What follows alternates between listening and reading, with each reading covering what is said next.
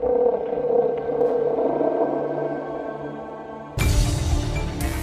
moment our fellow geeks, dweebs, nerds, and other unfortunates have been fervently waiting for has finally arrived.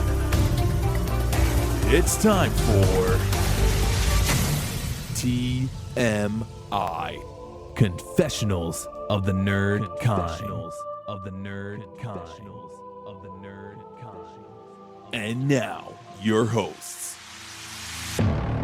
Jeff Nerf Herder Chandler, Jim Kaiju Baker, and Christina Yojimbo Henry. You can continue.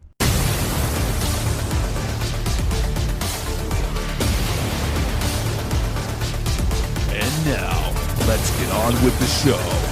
Here is TMI. All right, can we get into it? Woo, let's do it. All right. Let's Yes. go. We could not let a Godzilla series go by and not dedicate some kind of an episode to it. So We have to. So we haven't done a mini episode like this since Mandalorian. Television is the first word in our TMI, yeah, and yet we don't. It's tough though. you don't want to go episodic, right? Correct. Which we have tried before with Mandalorian. We did that early on because there was a lot being thrown at us, but yeah, it's, for the three of us to sit down and actually completely watch a show together and then to have thoughts on it, it doesn't always happen. So this is nice. 10 episodes.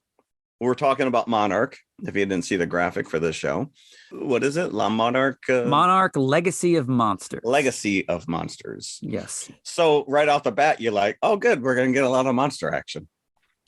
No, that's why Monarch is front and center in the title. But I'm not. That's fine. But it's the legacy of monsters. They're not really promising monsters here. It's like Monarch. There's a legacy of monsters behind this organization, and this is what we're going to tell you. Monsters is still in the subtitle. So I do want some monsters. And we do get some monsters. Yeah, we get cameos from the big guy himself. Yeah, more than once he showed up. I wonder if he got paid per episode. I think Toho most definitely got paid per episode. That's true. They probably did get, yeah. Yeah. We are traveling into Legendary's Monsterverse. Yeah, so this started off as just something we were hearing about that was going to air in the far distant future, and I realized, yes, I'm going to have to get Apple Plus. Yeah, another streaming service you're going to have to invest in. So now I'm going to have to keep it because there's apparently going to be more than one season of this thing. But it's not like Apple has like the entire. Like I can go on Pluto and watch a litany of Godzilla movies. So outside, if you're into this genre, Apple Plus, this is the only Godzilla. They don't even have the other Monsterverse movies. They don't, but I'm a newbie to Apple Plus as well. So as far as I can tell, because I've watched this and a few other shows so far, I've watched Slow Horses, which is amazing. Yeah. But I think they only offer, if you pay this Apple Plus fee, that you only have access to these TV shows. If you wanted to watch a movie on Apple Plus, I can access it, but I have to pay extra for it. Are you kidding me? No, I'm not kidding. But here's the thing with these, and this is what's making me mad about Disney now too, which a lot of these streaming services, it's like you're paying for this service. It's like, oh, okay, so I've got all Willow. I haven't watched Willow yet. I'm going to sit down and we're going to watch all these episodes together. They pulled them. They're gone. I can't buy it. Yeah, Willow's no longer available on Disney Plus. And this is what a lot of these streaming services are doing, are pulling these shows. They get you in. Better watch it now because it may not be here tomorrow. And now, we just talked a couple of weeks ago with physical media going away. We're losing resources to be able to actually go and buy a DVD or a Blu-ray. Especially of these shows. Right.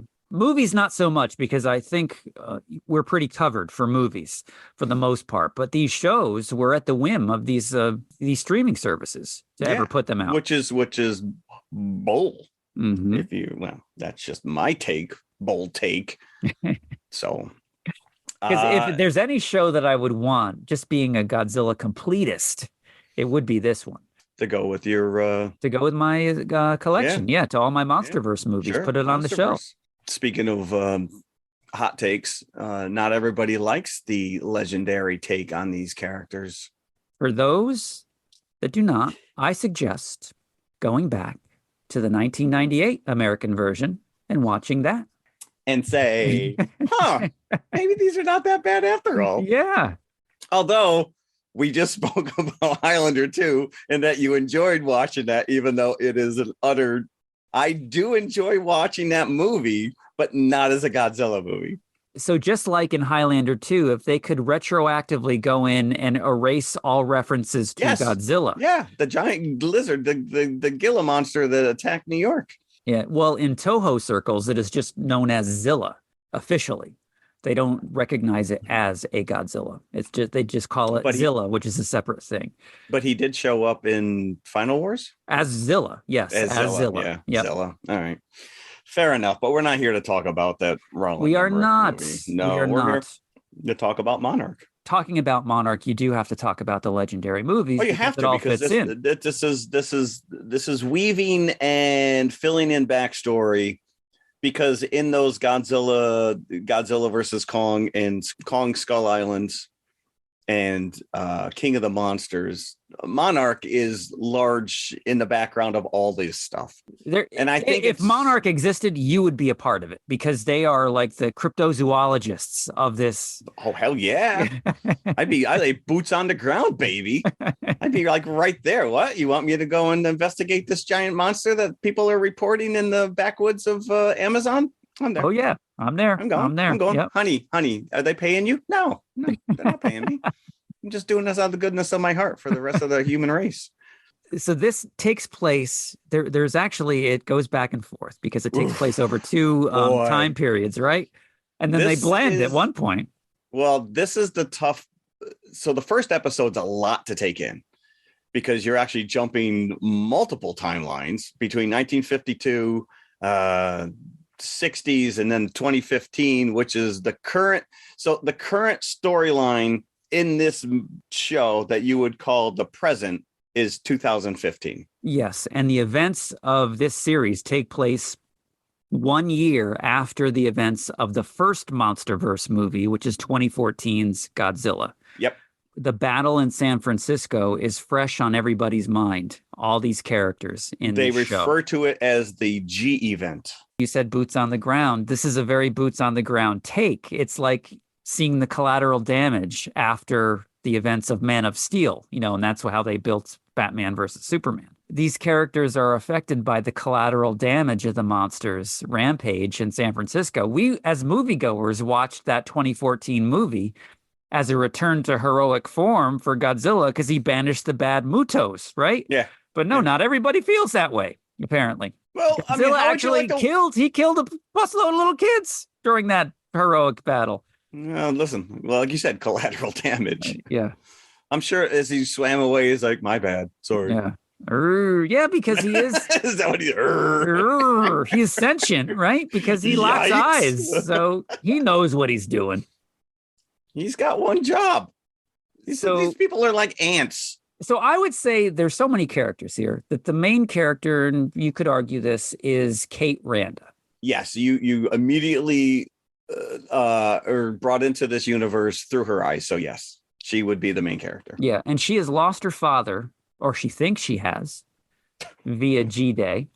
But as she's investigating, because they've not given up hope that her father is still alive, her father, it's revealed throughout the series, worked for Monarch at one point, and then became rogue. So she traces her father's footsteps to Japan, where she finds that he had a second family. This is like a kick in the teeth. Yeah. So she has a brother that she never knew about, whose name is Kentaro. And he's just as surprised as she is. Well, yeah, of course. It's like, wait, your dad's my dad? So the early episodes of this show, they have a reluctant relationship. Unlikely alliance. Yes. They have a mutual hatred for their father. They do. And they're kind of very wary about his other family. So Kate is wary of them. Kentaro, I'm sure, feels the same way. Yep. And then the poor women that he was married to. And this is never really fully explained, even by the end of the series. I will say this whole storyline, that thrusts these characters together doesn't really result in much. You know, what would the reasoning be of him marrying Well, two that's just women? it. You want to find out that there's something more nefarious going on, or that there was a reason for it. No, he's just a piece of crap who had two families, and yet we're supposed to root for this guy. And it becomes very quickly, it's established that he's not dead, that he's still alive, and they need to figure out where he's gone or whatever. But I like, the one thing I really, really like about this legendary Monsterverse is this overriding story arc of that there's this corporation, Monarch, that is keeping monitor. They have bases all over the world, keeping tabs on these Titans. But in the beginning of Toho this stuff, you don't get, there's no common thread that carries through on any of those movies. In the 90s Godzilla movies, they did attempt the G-Force, and but I really, really like this, and it grounds it that, all right, these things are showing up, they're disappearing. Where are they going? We don't have a quote unquote monster island that we just stick them all on and they live there. And I don't. Although we do get a monster island in this series, it's not the same way that you're describing it. Correct. Yeah. So I do like that they're establishing this overriding that there's a bigger corporation that knows about these things, is trying to keep tabs on them and somehow control them. And so, speaking of that bigger corporation, you're getting flashbacks to the start of Monarch. And this is where it gets very, very convoluted very quickly, because there's a lot of characters that have the same last name that don't make sense. The opening of the first episode, we are reintroduced to John Goodman's character from Kong Skull Island, leaving a video, and you see him throw something in the water while this giant spider thing's attacking. And we know that his character is killed in that movie, Kong Skull Island. So you're like, immediately all right, well, where does this take place?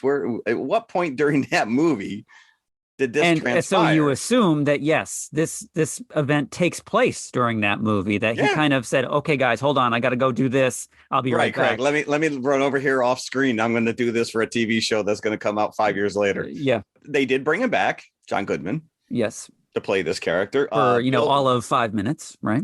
Yeah, we see him a couple times. There's another video clip later on. Bill Randa.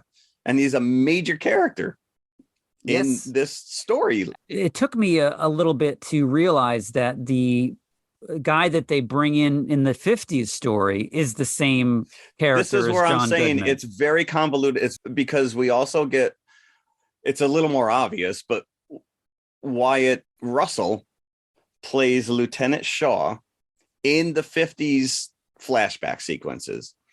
In the current timeline, he is played by his own father, Kurt Russell. And they do resemble each other. So at least there's a carry through where you're like, all right, that's the same character. But this other guy doesn't look anything like John Goodman. No. So this is why it was throwing me. I'm like, who is this supposed to be again? Oh, I guess this is John Goodman. We're introduced to Keiko. But you're getting these time jumps back and forth, and Kate's talking about her mom. Well, who's her mom? We see her talking on the phone with her mom. We see her, find out that Kentaro and his mom, Emiko. There's no connective tissue at this point. You're trying to figure out what is going on, and it's jumping around time. Yeah, and it is a little frustrating. And we're also have a third, like 20-something, for lack of a better description. The character of May, who is Kentaro's, I guess, on again, off again girlfriend, who's a hacker. Yep. So they find the package that John Goodman is seen throwing into the sea. So they get her to try to hack into it because there's data in there. Yeah. So and this is what's confusing, because his last name is Randa. Randa. And that's what all their last names are. Mm-hmm. So it's like, we know John Goodman died. So how are they all named after him? Like, it doesn't. So there's a lot going in where you're just like I had to create like a tree just from my notes to try to figure out who everybody but it does is. pay off. It does explain it as the show goes on. But yeah, Yes, you are but kept in the there dark. are a lot of connecting the dots as you go. Yes. And I didn't have an issue with the young actors until I was talking to a family member who said, "Oh, have you seen this Godzilla show?" I'm like, "Yeah, I have. Yeah, I love it, except for these 20-somethings. They're so annoying," he said. Really? So then I come back to it. I'm like, they are kind of annoying. Well, it's a generational thing. Well, especially once you bring in Kurt Russell up against them, because they just think he's nuts. But to his point, I did really prefer the scenes in the 50s and the scenes in the 2015. Well, I think, first of all, that the actors have better chemistry together. Yeah. First and foremost. And what you quickly realize is you are seeing the foundation of Monarch being created by these three characters. This is the onset of the X-Files. Right. And as this is going on, you're getting spoon-fed little monster scenes every once in a while. Yes, like you said, you get boots on the ground. You're getting the fact that Kate was on that bridge the day that Godzilla attacked. And so she has PTSD. She has serious, and there's flashback sequences to that scene from the movie that fleshes out that there were real people who were killed and, affected. It wasn't just a giant special effect that we're watching from 30,000 feet in the air. It's she's on that ground, she's on that bridge watching buses plummet over the side with children in it. So for the first couple of episodes, the only Godzilla you get is in that flashback scene to the first movie, even though it is a newly created scene. You feel like you've seen it before because you've already seen the first movie, so it doesn't really count as a Godzilla scene, I think. No, but it's nice because it's weaving these movies together now. Because until we got Kong versus Godzilla, Skull Island was its own movie. It was separate. There's no, except for the end graphic sequences where you realize that maybe all these Titans kind of, exist somewhere together. So we see the beginnings of Monarch, where Colonel Shaw, is assigned basically as Kiko's bodyguard. To accompany her on, her research. And this is where they run into Bill Randa, who's also doing his own research. And the only reason you can even tell early on that it's the same character is he's wearing the same clothes. This is like Gilligan on his, like they all wore the same clothes every episode.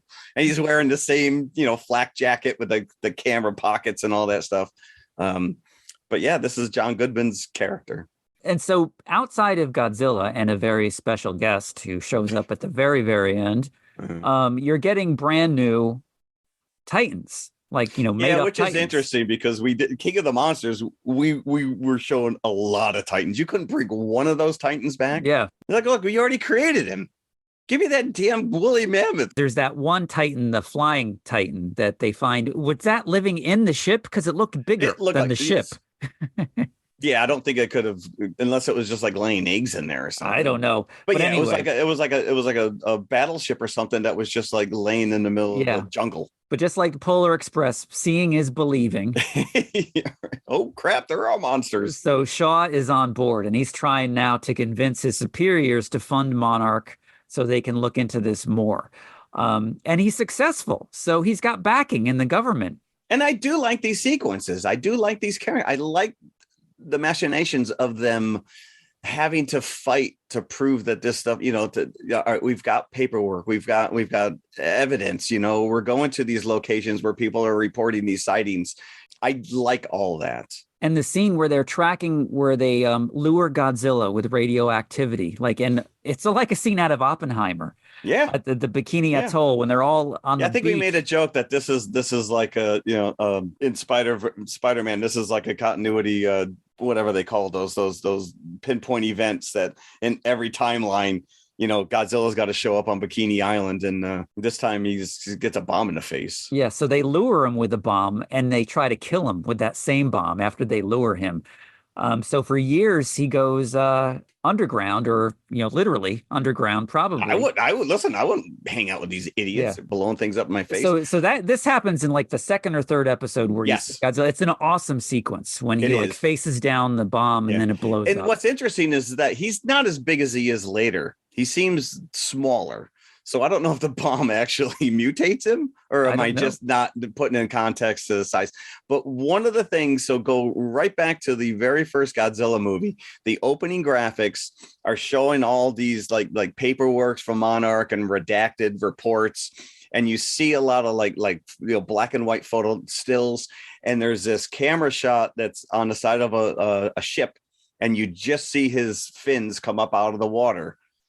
And we actually see where that was filmed. That's during this sequence when he comes out to confront the bomb. Yeah. And I'm like, that's a nice tie-in, because that's a neat little like found footage type of thing. Look, see, we've been watching these things for a while. We know they're out there. Yeah. And so to me, that was a cool little callback. Yeah, it was. Building on that idea, they also throw in talking about the Monster Island sequence. There's another scientist that they bring in who has built what he calls as a lure to the monsters on Monster Island, because he's working on an island. So they put this like big, like looks like a mine that kind of floats in the sea, the same kind of mine that Godzilla in -1 chomped on.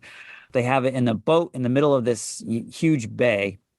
And who do they actually lure?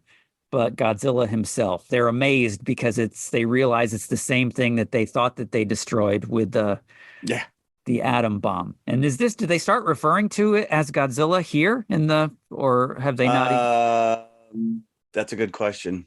Yeah. I think Kiku calls him Gojira. So you've already got both names going on. Right. But that's an awesome scene as well, because very similar to -1, he breaks the surface of the water and swims around and goes back down again. Yeah, you're right. Yeah. Yeah. And then a little bit later, because now we're flash forwarding to modern times, where Godzilla inexplicably comes out of the desert. And we've got all the 20-something characters there now.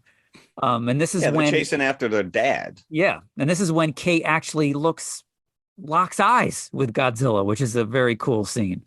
So he's in probably 4. I think he's in 5 of the 10 episodes, but very briefly. You definitely get him at the end. The last episode. You get him at the end too. Yeah. Yeah. So, but yeah, the overriding story arc of these 20-something kids is that they're trying to find out what their dad is up to. And they go to his, like you said, they find the secret films that Bill Randa had sent him hidden away in one of his offices. And they realize that they need to somehow get a hold of this Lieutenant Shaw. In some kind of a prison nursing home or something. It's like a security, although they broke out pretty easy. They did, yeah. Yeah, it looked like a nursing home kind of a thing. It probably was just a normal nursing home where they just dropped him and they keep him drugged and they just figure. Yeah, but there's bugs everywhere, because when he finds out who they really are, then all of a sudden he kind of like changes his swagger, and he's like, all right, we need to get out of here and we need to stop talking about this right here. I think Kate even points out, she's like, well, that would make you like 90 years old. Which timeline wise, it doesn't add up. And you're like, all right, how is he look? But they explain it. Yeah. And I thought that was good. The one thing I did just read is that they literally, it was like the week they got a script, they had no clue where it was going with any of this stuff. And I think when they wrote this, they may have had an overriding story arc, but like there's one episode that's completely devoted to May. It's a complete throwaway episode, because you find out that she was like this hacker that ends up working for this other company that somehow ties into Apex, which is the company that Tywin Lannister ran in King of the Monsters, and ended up getting hold of the severed head. No, I don't think Apex was in King of the Monsters. Lannister was like a terrorist. Oh, you're right. That was an original. So I think he sold Ghidorah's head to Apex because he was okay. Yeah. But it does tie that in. But you could have done you didn't need an entire episode devoted to that character. I don't think she was interesting enough to just give me for 10 episodes, you're giving me a filler episode. Again, yeah, if you're gonna do that, show me the 50s characters and not this. Yeah, this and you're right, because early on you get a lot of that, and then everything starts to condense out where most of the story, like, because everything's converging. These kids grouped together with Kurt Russell, They now got to go find. He thinks he knows exactly where the Hiroshi is, what he was up to based on the maps that they're finding or whatever. We need to go to Alaska. And once they realize like that there's all these points, it just was like a eureka moment for me. Like, oh, these are points to the Hollow Earth. And this is where all the Monarch stations are now in the subsequent movies. But this also leads to a bunch of questions. We're going to fast forward now to the last episode. The Hollow Earth is established in Godzilla versus Kong, right? Yes, so there's that whole sequence where they have those like flying Humvee type things where they follow Kong into the Hollow Earth. There's this huge gravitational the heave, I think they're called the HEAVs. Yes. So like they turn upside down, the gravity is going crazy, and it's beautifully designed. Yeah. Fantastic. It's like a journey to the center of the earth moment, because it's like a whole like vivid landscape down there. Here it's very constricted. It's like a forest here.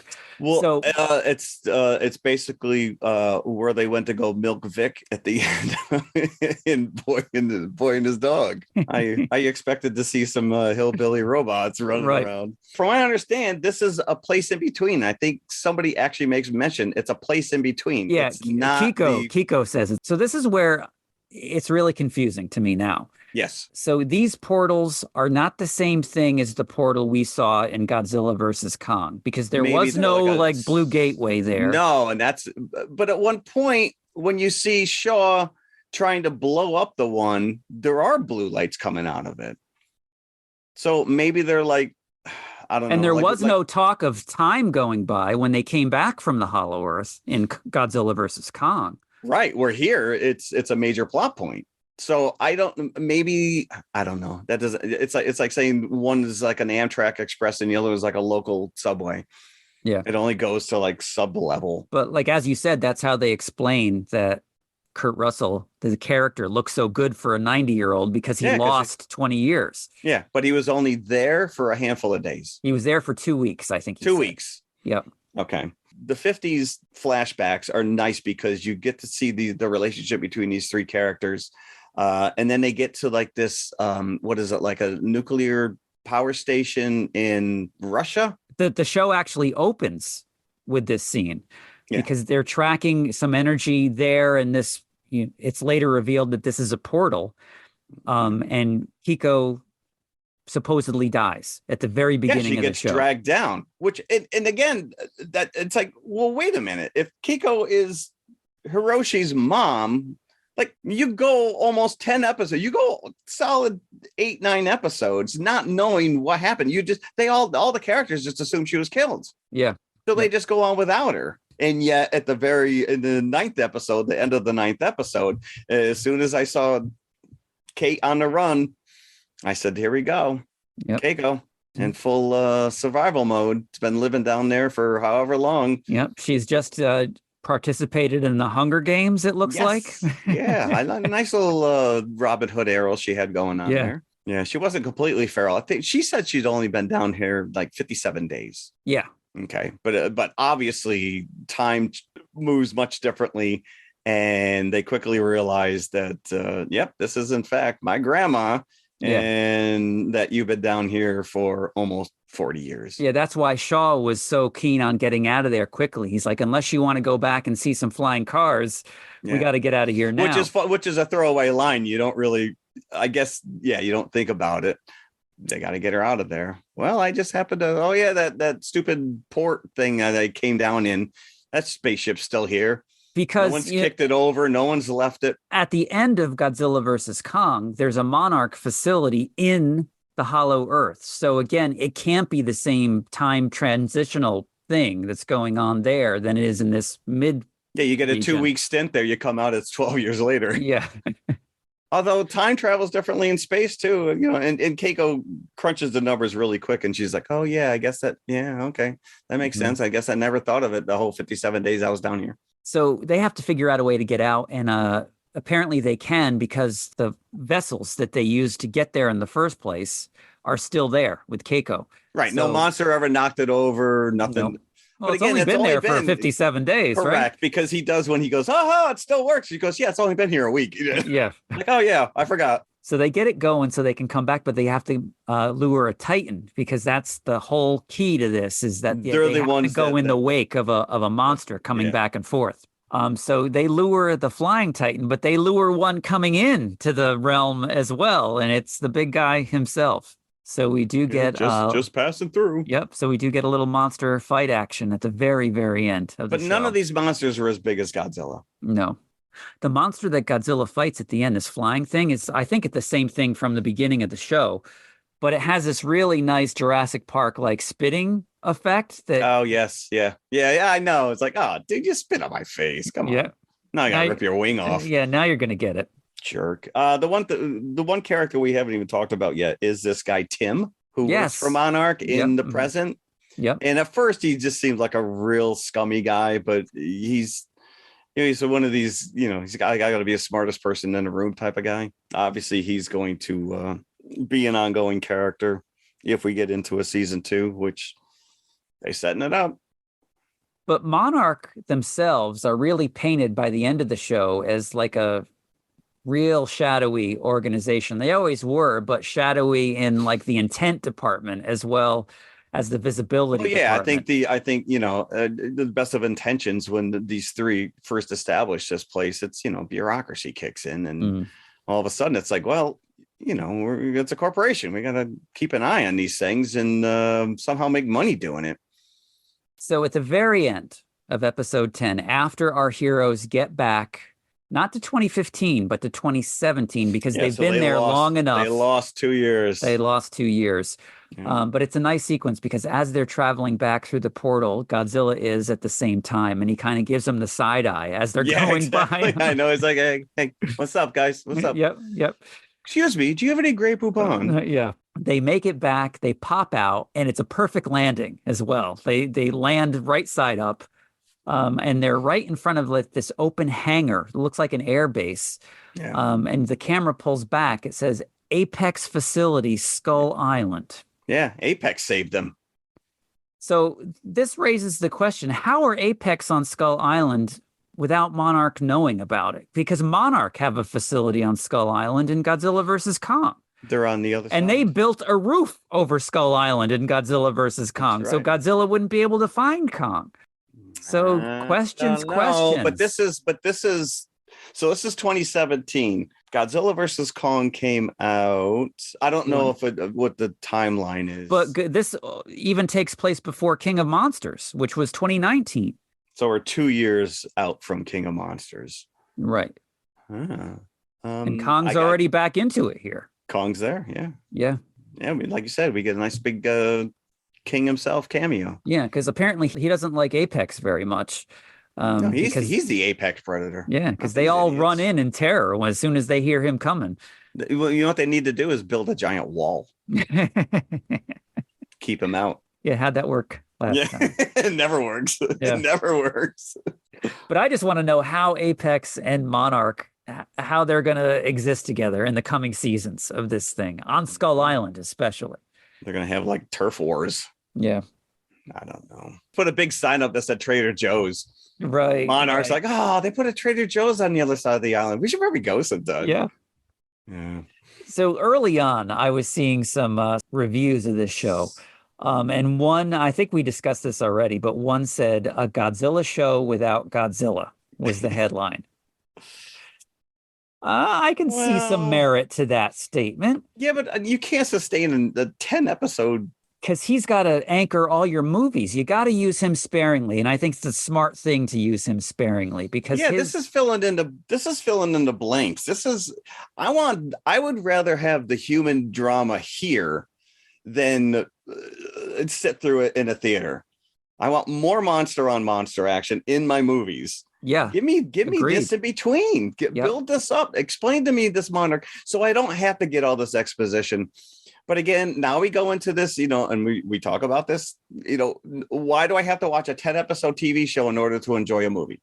And I don't think in this case that you do, because apparently the showrunners here really intend this show to be able to sit outside what's going on in the legendary movies and have you're it be its filling own me in thing. because Monarch is a huge component of those movies. Yeah. So and it especially when you bring in Apex as this kind of alternate, maybe not the bad guys. Maybe they're, Yeah. It can't do anything but help you enjoy the movies better. I But love the lore. Yeah, like I said, there's a couple filler episodes here.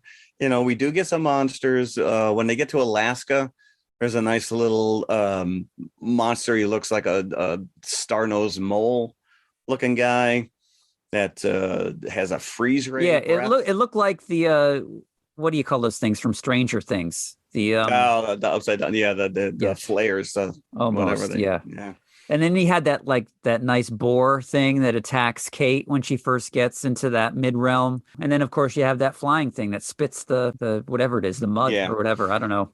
But again, we talk about the fact that they've shown us some of these Titans in King of the Monsters. You could have chosen one of them. I know. It's not like they're just you love the woolly mammoth. The woolly mammoth. Yeah, it's good because it's unlike anything we've ever seen in the Godzilla movie. Yeah. Mm-hmm. It's not a guy in a suit. None of these are. So yes, I for what it is and for what it was, and again, these are almost solid hour-long episodes, so you're getting a lot of stuff going on. For the most part, I enjoyed it. I looked forward to it every week because this is one of those where they were giving it to you one at a time on Fridays. Because I think if it was all dropped at once, you'd bang through it and then be like, all right, we're season 2. Mm-hmm. So you do get a chance to savor this. It was nice during the holidays. I got to watch 2 episodes with my son, who's really invested. I turned him on to Godzilla at a very early age. So we watch all this stuff. And so the fact that he's still into it and, I didn't watch it, Dad. I was waiting for you. Yeah. So we sit together. So that's kind of nice. Yeah. So obviously, you're bringing Kong in at the end there. You're setting it up. Hopefully we'll get a season 2. Obviously not before Godzilla X Kong. Yes, they actually bumped up the release date of that from April to March. So we're going to get it earlier than we even were to begin with. Interesting. Well, that's because nothing new's coming out. Back it up. So this is, I read somewhere, this is like the 7th entry into the Legendary's Monsterverse. And they referred to it as the 2nd TV show. And so I looked it up. I guess there's a Skull Island animated series. Yes, there is, which I've always meant to watch, but I never had. I think it's on Netflix. Come to think of it. Why do I have to go to 5 platforms to watch this damn thing?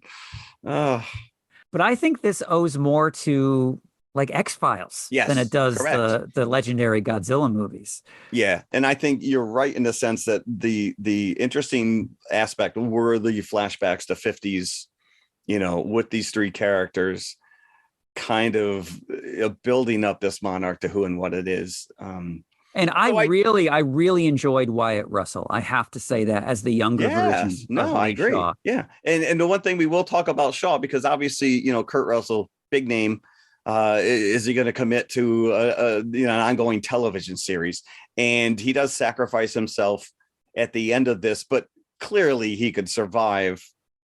I know happens. If like every other character was falling into the same abyss that he did, and they all survived. So he literally just fell off the bathysphere. And I would love to know, because apparently, in this show, in the 60s, I think it was 62, when they actually have the first expedition and they have all these heads of government all sitting there in the audience, and it goes horribly wrong, right? Everything gets sucked into the whole. And so then they lose their funding and what have you. I would love to know how Monarch even continued after that point. That is a good point. Yeah, there's still a lot of holes. Yeah. I think by and large, I enjoyed this. And yes, so did I. I think we're happy to have any monster. Yes, we are. And again, we can't say this enough, but if you told us that we would have this much Godzilla content when we were 12 years old, I think you're crazy. Yeah, I know. Yeah. I still want to get back to the theater to watch -1. Did you see the release in -1 in black and white? Yep, I did see that. I don't know if they're releasing it here in black and white, but they definitely are in Japan. Don't be toying me and then not do it. I think it's still playing in my theater. I can't go see Poor Things, but I can go see Godzilla minus one. again. That's how things should be. That's how things should be. That is how the world should be right now. Yeah. Cool. So yeah, there you go. It's been few and far between since we've had a full-on television review. Yes. But we're still watching stuff. We are. You listen to our regular episodes. We always throw a what else have we been doing? Case in point, Echo that just dropped. I watched that and enjoyed it. So I have not watched any of it. I love that it's only 5 episodes. You know, when Netflix were running these 13 episode arcs that, you know, only needed to be 5 episodes of Luke Cage and Jessica Jones, I'm like, tell your story in just as much time as you need and get out. And that's what they do. Okay, that's good. Yeah. You know, like I just said, you know, we had 10 episodes of this and there was 1.5 that were filler. Get in, get out. So there you go. It's on Apple Plus. If you haven't checked it out, do so. If you have seen it and you have thoughts, let us know. Yeah, definitely. If you are invested at all in these legendary movies, then this is right up your alley. Yeah, and because we do have this new right behind it, a lot of people are already complaining about the trailer that it just looks like a buddy comedy with Godzilla and Kong running side by side. You know, it's like Bad Boys. So, but maybe they'll think better of that particular scene, just like they changed over Ugly Sonic. I will hold reserve until I see this movie for myself. But how cool is that going to be to see them kicking ass side by side? You have to. You know, they fight. They fought in the first one. Now they got to buddy up. Yeah, it's no different than Godzilla and Jet Jaguar going at it with Megalon and Gigan. So come on. Right. That's right. We got bigger fish to fry. We got to get out there.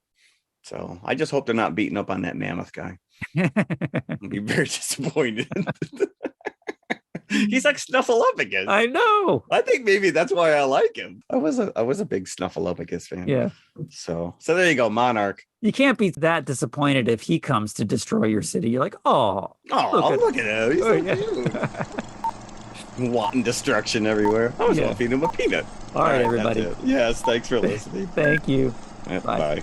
If you like what you just heard, be sure to follow TMI Confessionals of the Nerd Kind on Apple Podcasts, iHeartRadio, Spotify, or whatever you listen to your favorite podcasts on.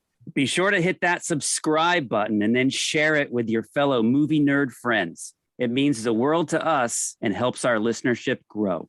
You can also find us on all of the socials, Instagram and Twitter at TMI_podcast 2018. We're on Facebook and YouTube as well. Just look for the Popcorn Bucket. You can help support this show by visiting our TeePublic page for some TMI branded goodies such as hoodies, t-shirts, mugs, and stickers. TeePublic.com/TMI Confessionals, all one word. A 5-star review would be incredibly nice as well. Thanks again for listening. We truly appreciate you. Be sure to come back next week. We'll save some popcorn for you. There's something more nefarious going on, or that there was a reason for it. No, he's just a piece of crap who had 2 families. And yet we're supposed to root for this guy.